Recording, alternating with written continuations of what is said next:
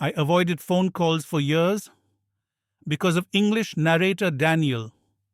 I never ignored people. I ignored phone calls, not messages, not emails, only phone calls. Every time my phone rang, my chest tightened before my mind could react. Unknown number, office number, international call. I watched the screen light up. I waited. I let it stop ringing. Then I told myself I would call back later. I never did. For years, people thought I was careless. Some thought I was unprofessional.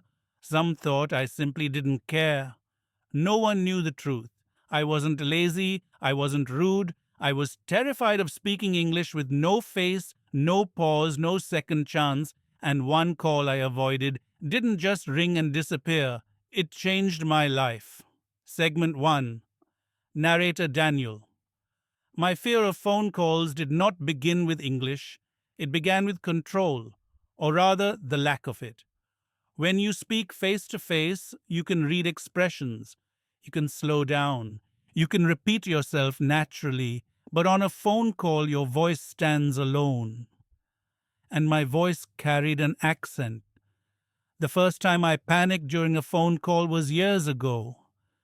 I was asked a simple question, something I understood clearly, but the voice on the other end spoke fast, too fast. My mind tried to translate, my mouth tried to respond, and everything froze. I said sorry 3 times in one sentence.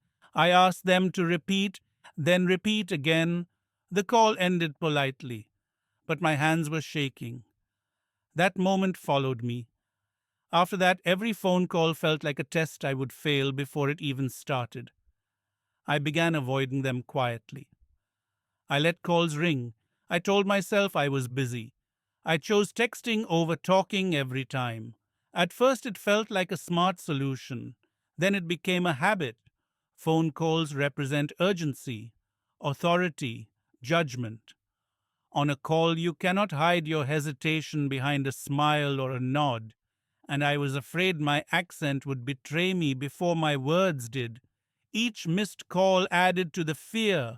Each avoided conversation made the next one harder. I started rehearsing imaginary phone calls in my head. Full conversations that never happened, perfect answers I never used. I prepared for calls I never answered. People noticed. I received messages asking why I never picked up. Some were patient, some were frustrated.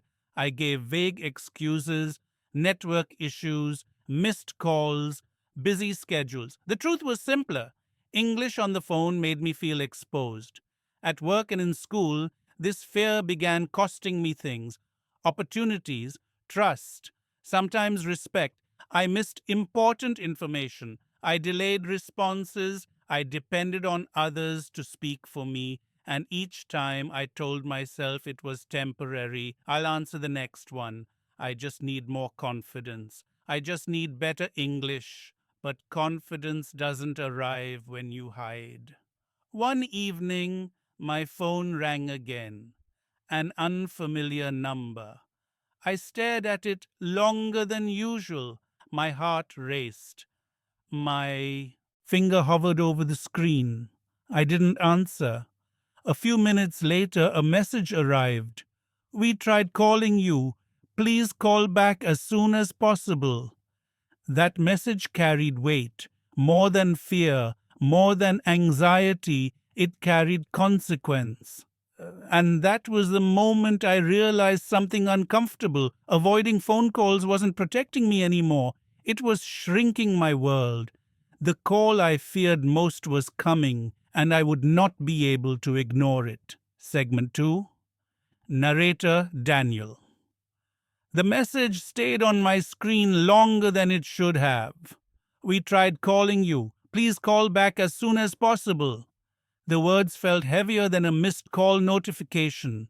They felt final, urgent, unavoidable. I placed the phone face down on the table as if that could silence the demand it carried. My heart was already racing, not because I didn't know what to say, but because I knew how this would go.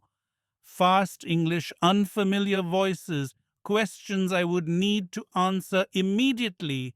No time to prepare, no time to translate, no way to hide. I told myself I would call back in a few minutes. I always did. But minutes passed, then an hour, then another. The phone stayed silent. But my thoughts did not.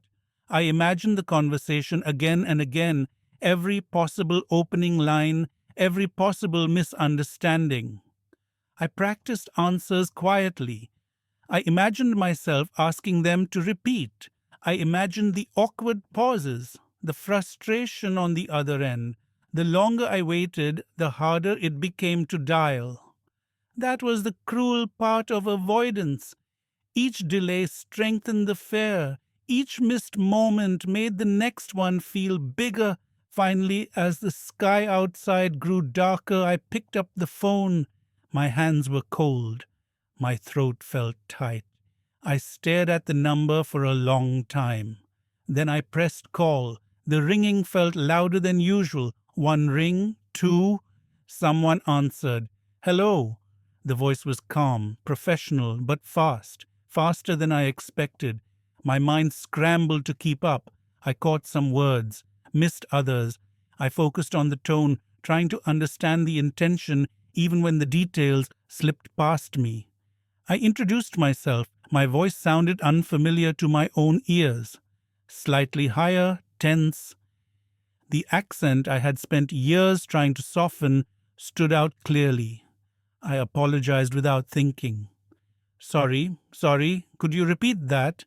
The person did not react negatively. They repeated themselves slower this time. I listened carefully. I answered as clearly as I could. My sentences were short, direct, simple. The conversation moved forward. It wasn't smooth. I asked for clarification twice. I paused once to think, but nothing broke. No one became impatient. No one laughed. No one rushed me. When the call ended, I sat there in silence, phone still in my hand. It was over. The fear I had carried for years had lasted 6 minutes, and nothing terrible happened.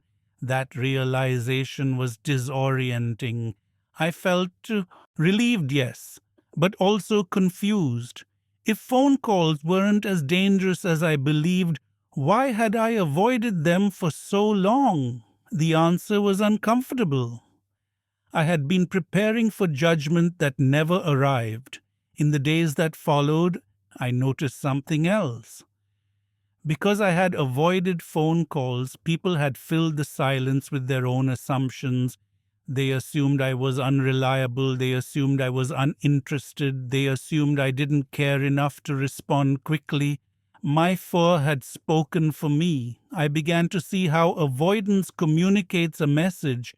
Even when you say nothing, silence tells a story. And often it is not the one you want told. The next phone call came unexpectedly. Another unknown number. My body reacted before my mind, tight chest, shallow breath. But this time I recognized the feeling. It was fear, not danger. I answered. The conversation was short, unimportant, but when it ended, something shifted. I had broken a pattern, a small one, but real. Over the next few weeks, I forced myself to answer calls I would normally ignore. Not all of them, not perfectly, but more often than before. Each call felt uncomfortable. Each one ended without disaster. I learned something practical during this time. Phone calls are not about perfect English. They are about intention. When I slowed down, when I chose simple words, when I asked for repetition without apologizing excessively, conversations flowed more easily. People adjusted naturally. They wanted to be understood as much as I did. One evening, I realized I had stopped rehearsing imaginary phone calls. The conversations in my head faded. Reality became less threatening than imagination. But there was still one call I feared more than any other, a call I had postponed for months, a call that could not be avoided much longer. And when that call finally came, it would test everything I thought I had learned. Segment 3. Narrator Daniel. There was one phone call I avoided longer than all the others. Not because it was urgent, not because it was difficult, but because it mattered. It was a call related to an opportunity I wanted, something that could change my routine, maybe even my future. The email had been sitting in my inbox for months. Polite, short, clear. Please call us to discuss next steps. I read it again and again. Every time my chest tightened. I imagined the conversation turning fast. I imagined missing an important detail. I imagined embarrassing myself in the very moment I wanted to make a good impression. So I delayed. Days became weeks, weeks became months. I convinced myself the opportunity would still be there when my English improved, when my confidence grew, when my fear faded. None of those things happened.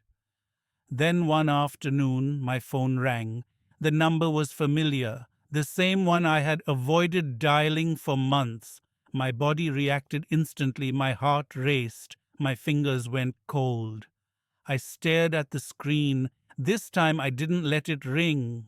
I answered. Hello! The voice on the other end was calm, friendly, not rushed. They explained why they were calling. I listened carefully. I focused on understanding the meaning, not every word. When something was unclear, I asked them to repeat. Once, then again. I did not apologize. That small change mattered. As the conversation continued, I realized something surprising. They were not testing my English. They were trying to understand my experience, my thoughts, my availability. They asked questions I answered honestly, slowly, with pauses. My accent was present, my fear was present too, but neither controlled the conversation. Halfway through the call, my breathing slowed, my voice steadied. I stopped monitoring myself and started listening. When the call ended, I sat quietly for a moment, not because I was overwhelmed, but because I was proud. Not proud that I sounded fluent, proud that I showed up. A few days later, I received a follow-up message. They thanked me for the conversation and moved the process forward. The opportunity had not disappeared. It had simply waited, but I almost lost it. That realization stayed with me. Fear doesn't always say no. Sometimes it says later, and later quietly becomes never. After that call, I stopped pretending phone calls were optional. They were part of life, part of communication, part of being present in the world. I still felt nervous. I still preferred messages, but I no longer allowed fear to decide for me automatically. One evening, I received a call from a friend. In the past, I would have let it ring and replied with a message later. That night, I answered. We talked, not about anything important, just small things, laughter, pauses, repetition. It felt human. I began to notice how phone calls force you to trust your voice. There is no visual support, no chance to hide behind expressions, but there is something honest about that. Your words matter, your tone matters, and people respond to intention more than perfection. Slowly, I started seeing phone calls differently, not as traps, but as conversations that required presence. The fear did not vanish completely. Some calls were still harder than others. Some voices were still fast. Some accents were still difficult for me to understand. But now those moments felt manageable. I had learned something important. You don't fail a phone call by asking for repetition. You fail it by not answering. The biggest cost of avoiding calls was not embarrassment, it was absence. That truth prepared me for the final shift, the moment when phone calls stopped being something I survived and became something I could use. Not confidently, but honestly. And that shift would change how I saw my own voice forever. Segment 4. Narrator Daniel.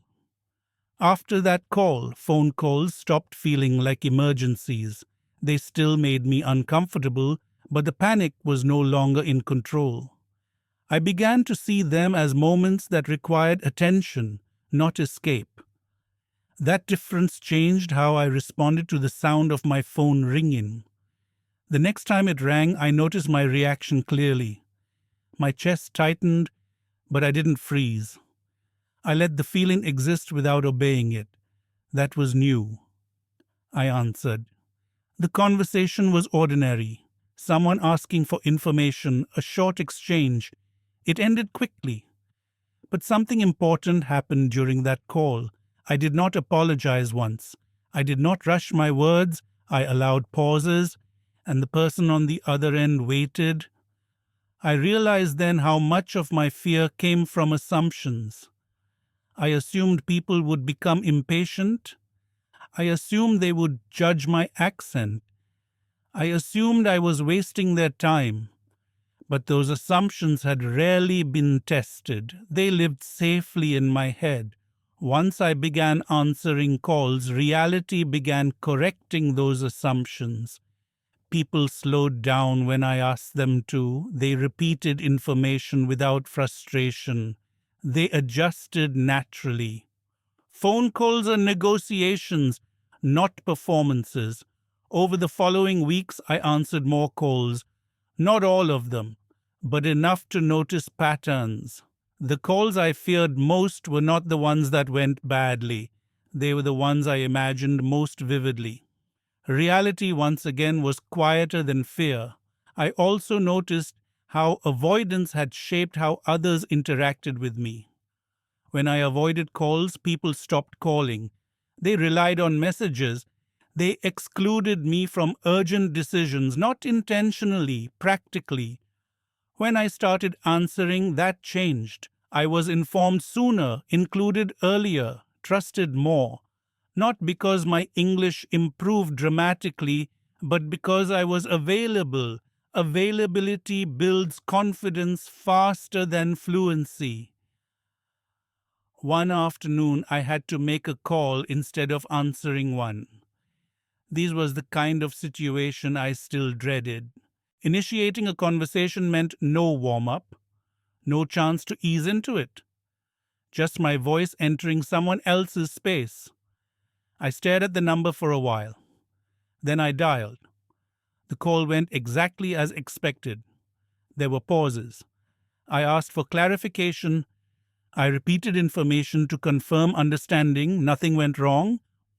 When I hung up, I felt something shift inside me. I had controlled the situation, not by speaking perfectly, but by staying present.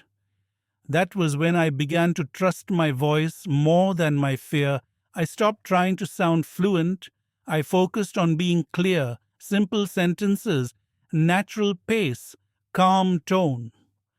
This approach worked better than any pronunciation practice I had done alone. I began applying the same mindset outside phone calls, in meetings, in conversations, in moments where my accent used to trigger silence. The confidence I gained on the phone followed me everywhere. One evening, I reflected on how strange it was that something so small had held so much power over my life. Phone calls are ordinary. People make them every day. But fear can turn ordinary things into walls. Breaking that wall did not require bravery. It required repetition, answering one call, then another, then another. Confidence did not arrive in a rush. It arrived quietly, through consistency. I also learned to forgive myself for the years I spent avoiding calls. That avoidance had been a survival strategy. It had protected me when I didn't know how to cope. But survival was no longer enough. I wanted participation. The final lesson came unexpectedly. One night, I received a call from someone struggling with English. They apologized constantly. They spoke quickly, nervously. I recognized the fear immediately. I slowed the conversation. I reassured them. I listened patiently. And in that moment, I saw myself reflected clearly. My fear had turned into empathy. I realized then that my journey with phone calls was never just about English. It was about learning to trust myself in moments where I felt exposed. The phone no longer represented danger, it represented connection, and that understanding prepared me for the final stage. The moment where phone calls became something I used not just to communicate, but to help others feel less afraid. Segment 5. Narrator. Daniel.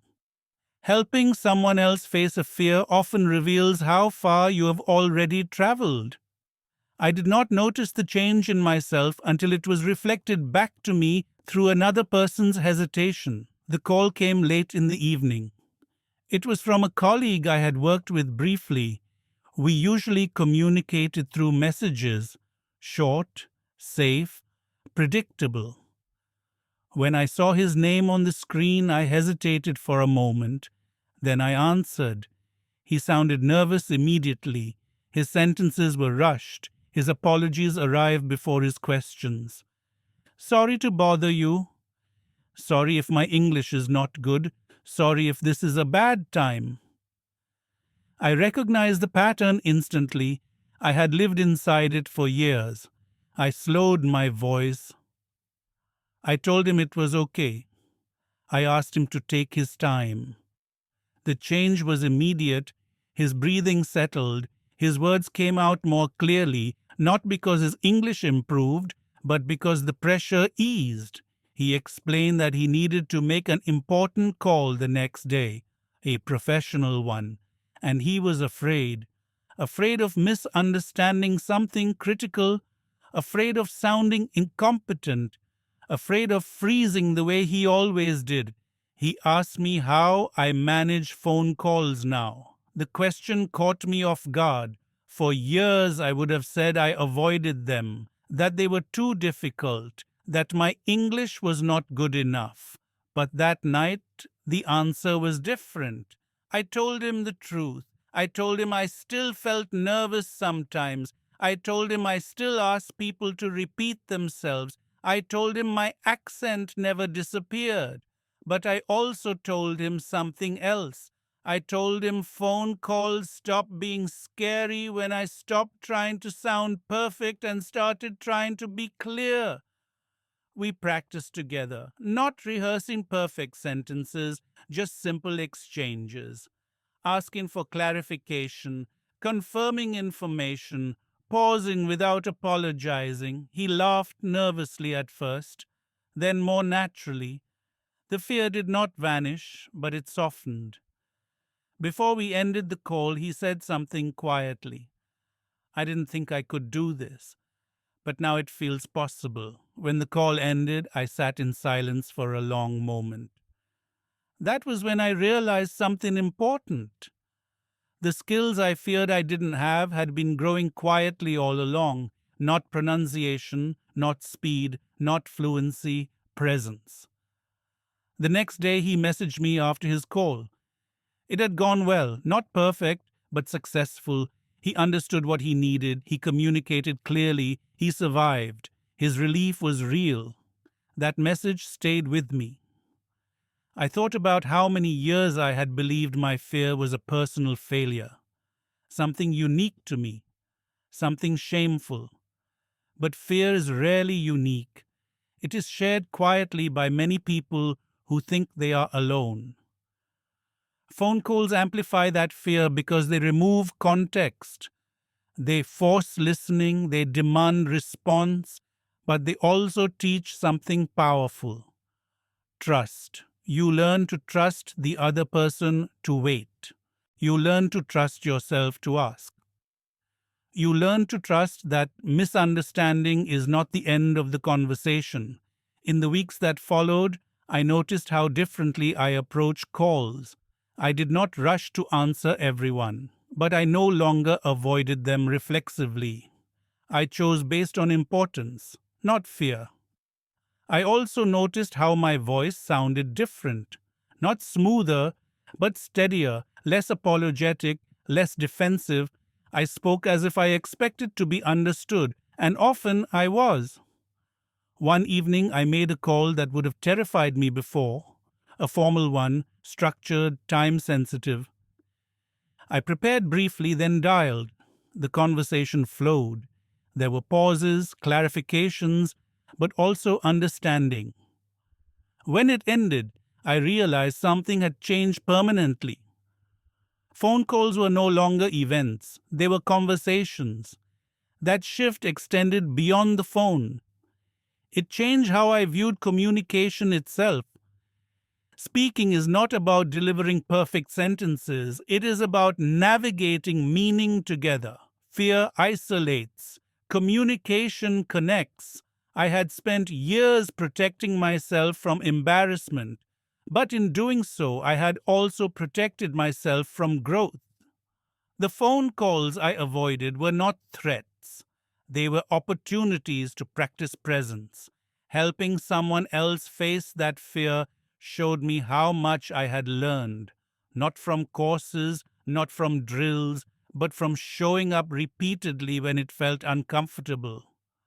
My voice did not become fearless, it became reliable.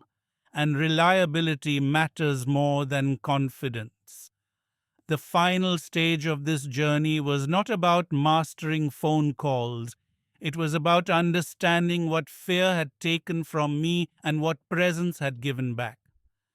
That realization would come in a quiet moment, one where I would finally stop measuring my English by how little fear I felt and start measuring it by how much I participated. Segment 6. Narrator Daniel. There is a moment in every long struggle when fear stops being loud and starts becoming familiar. That moment arrived quietly for me, not as confidence, not as courage, but as routine. Phone calls became part of my day. That sentence would have terrified me years ago. I did not suddenly enjoy them. I did not wake up excited to answer unknown numbers. But something important had changed. I no longer built my entire day around avoiding them. I no longer rearranged my life to stay unreachable. When my phone rang, I noticed the feeling, the tight chest, the quick breath, the pause before action. But instead of obeying it, I acknowledged it. Fear was present. That was all. I answered anyway. Over time, I noticed how my body reacted less dramatically. My hands stopped shaking. My voice stopped rising at the beginning of calls. My apologies disappeared almost completely. I spoke slower. I listened more carefully. I stopped trying to sound fluent and started trying to sound human. That shift changed everything. I realized that most phone calls are not tests. They are negotiations of understanding. People want clarity, not perfection. They want to finish the task, not judge your accent. Once I understood that, the pressure lifted. I also became better at something I had always feared, interrupting politely. In the past, I would let people speak quickly until I was completely lost. Now, I stop them gently. Sorry, can I confirm something? Could you say that part again more slowly? Let me repeat to make sure I understood. These sentences became tools instead of confessions. I used them without embarrassment, and people responded well, often with relief, because misunderstandings waste time for everyone. One afternoon, something happened that made me pause. I was on a call with someone who spoke very fast, native level speed, strong confidence. In the past, I would have blamed myself immediately for not keeping up. That day I noticed something different. They were unclear. They jumped between topics. They skipped details. They assumed knowledge I didn't have. For the first time, I saw that communication problems are not owned by one person. They are shared. I asked them to slow down. I asked them to clarify. The conversation improved. That moment shifted my internal balance. I stopped placing all responsibility on my English. Communication is a two-way process, and accents are only one small part of it. As this understanding settled in, my confidence grew in a quieter way. Not outwardly, inwardly. I trusted myself more. I trusted that I could handle confusion. I trusted that I could ask questions. I trusted that silence was no longer my only defense.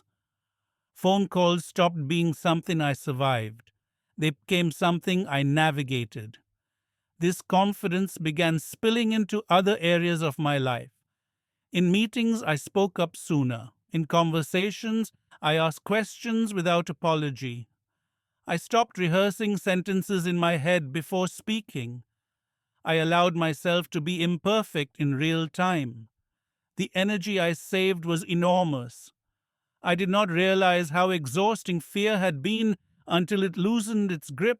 One evening, while cleaning my inbox, I found old emails, missed calls, unanswered requests, opportunities I had postponed indefinitely. Reading them brought a quiet sadness, not regret, understanding. I forgave myself. Avoidance had been my way of coping when I didn't know how to face fear. It had protected me until I learned better tools. Now those tools were part of me. That forgiveness was necessary. Without it, growth feels like punishment. With it, growth feels like movement. The final test came unexpectedly, a call from someone important, not urgent, but meaningful. The kind of call that would have kept me awake at night before. When my phone rang, I felt the old tension rise. I answered. The conversation lasted longer than expected. There were complex points, decisions, clarifications. I asked questions. I repeated information. I took pauses without explaining myself. When the call ended, I felt something new. Not relief, readiness. I was ready for the next call and the one after that. That readiness did not mean fear was gone. It meant fear no longer decided for me. And that realization brought me to the final understanding of this journey. Phone calls were never the real problem. English was never the real problem. The real problem was believing that my voice needed to be perfect before it could be used. And once that belief dissolved, everything else followed. Segment 7. Narrator Daniel. When fear loses its grip, it does not disappear. It changes its shape. It becomes a reminder instead of a warning. By the time I reached that point, phone calls no longer felt like threats. They felt like moments that asked for presence. The clearest sign of that change came through someone else. A new team member joined our group. Quiet, polite, always messaging instead of calling. He responded quickly to texts, but avoided real-time conversations. At first, no one questioned it, but as responsibilities grew, the gap became noticeable. One afternoon, he sent a message asking if we could talk, not on the phone, just through text. He said it would be easier.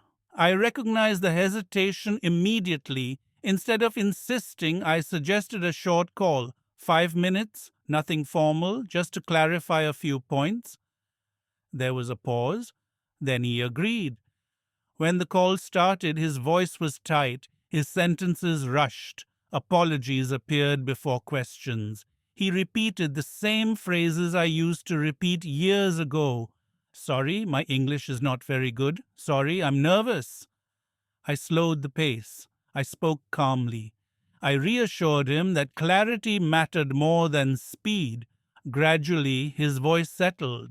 The conversation became smoother. At the end of the call, he said something quietly.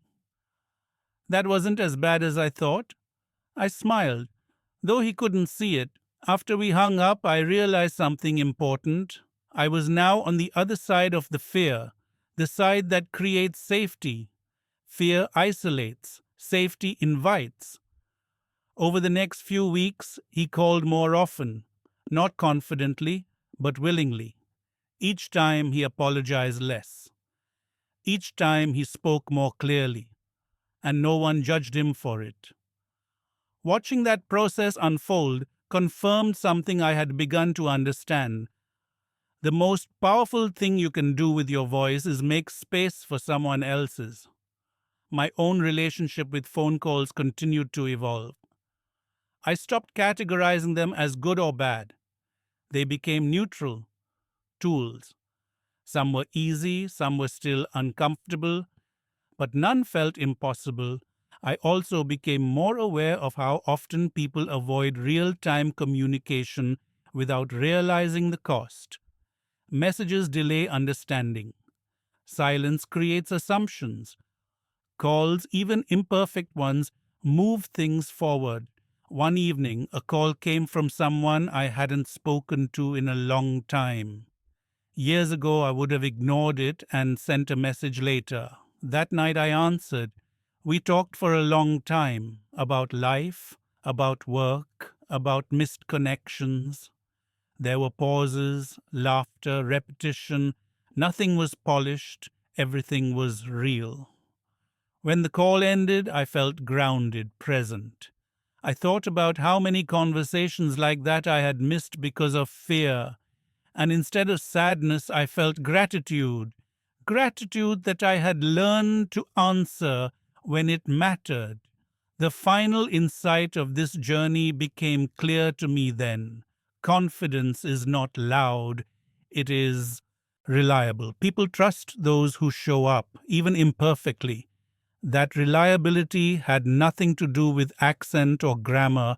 It came from willingness, from answering instead of avoiding, from choosing connection over comfort.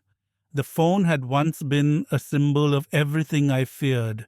Now it was simply an object, a tool, something I used when needed. The fear did not disappear, but it no longer defined me. One last moment remained, a quiet conclusion, the kind that does not announce itself but stays with you afterward. The moment where I finally understood what this journey was really about. Segment 8. Narrator Daniel. The end of this story does not arrive with a victory call or a dramatic transformation. It arrives in a quiet realization, the kind that changes how you move through the world without asking for attention. One morning, my phone rang while I was making coffee. An unknown number. No warning, no preparation. I glanced at the screen and noticed something different. My body did not freeze. The old fear appeared for a moment, familiar but weak. It no longer commanded my hands or my breath.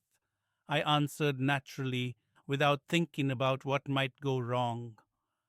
The conversation was short, practical, ordinary.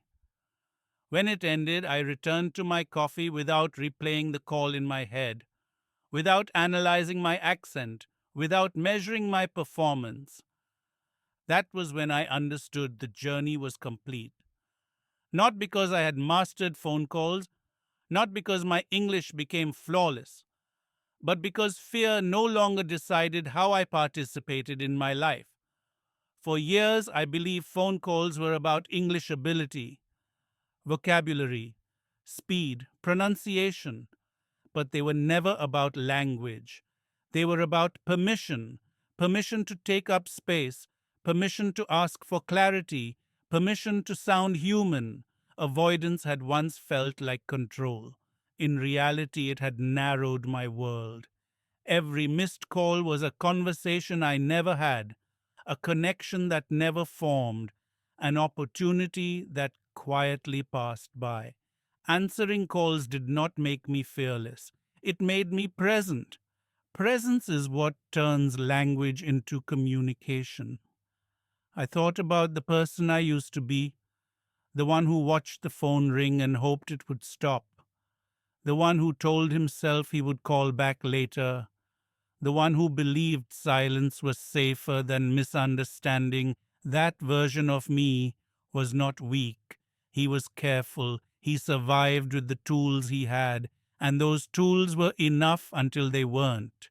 Growth does not erase fear. It teaches you how to walk with it. My accent did not disappear. My nervousness did not vanish completely. But my willingness to engage changed everything. I began noticing how many people around me carry the same fear quietly. People who avoided calls, people who preferred silence, people who apologized before speaking, and I saw myself in them. When I spoke calmly, when I listened patiently, when I made space, something happened. Fear softened. That is the quiet power of showing up. If you're listening to this and you recognize yourself, I want you to understand something clearly. You do not need perfect English to answer the phone. You do not need confidence to begin. You do not need to wait until fear disappears. You only need willingness. Every call you answer teaches your body that nothing terrible happens. Every conversation you stay in teaches your mind that misunderstanding is not failure. It is part of connection. Language is not about sounding right. It is about being there. One day you will answer a call without thinking about it. And when you notice that moment, you will realize how far you have come. Not because the fear is gone, but because it no longer controls you. That is when you know you are fluent enough to live. A small, fluffy, orange-white male cat named Mr. Whiskers, big round eyes, tiny pink nose, expressive eyebrows, slightly chubby, always curious and playful, hyper-realistic soft lighting 4K,